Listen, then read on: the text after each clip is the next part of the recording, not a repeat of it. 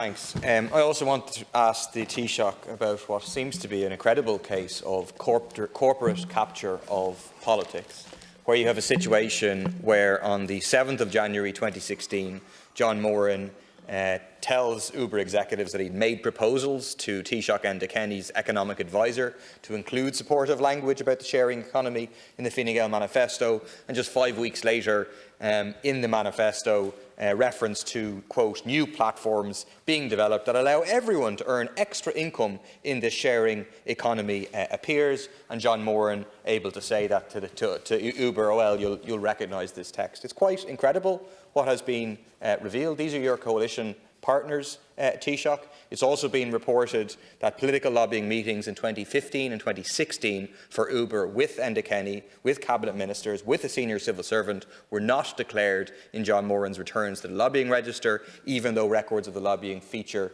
within the leaked Uber files. Thank you, Deputy. What I would say is that the system was robust on this one, which is kind of important. People can lobby. It doesn't mean they get their way, or it doesn't mean policy changes. And the NTA did not move.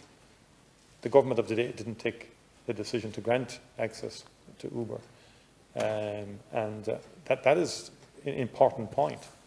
No, there should always be full transparency, in my view. And if people are lobbying, they should register the fact that they are lobbying. But I think that's an important point in relation to that issue. I think the Minister for Public Expenditure is bringing in new legislation to update our lobbying laws, lobbying register, and in terms of garden leave and so on, there should be a reasonable distance between people being in very senior positions and then going into a lobbying role immediately after holding such senior positions. And there's competing rights and so on in terms of the individual and right to earn a livelihood. It's not as simple, but transparency is a very important way of dealing with it. But the system did prove itself robust in resisting, or not at least acceding to, the requests that were being made by those who were doing the lobbying. And I think that should be acknowledged as well. So there wasn't actually a corporate, I think Deputy Murphy called it a corporate capture of politics. There actually wasn't a corporate capture of politics in terms of the policy-making side of it or decision-making side of it in government, and so on. Yeah, they didn't get a chance to implement their manifesto.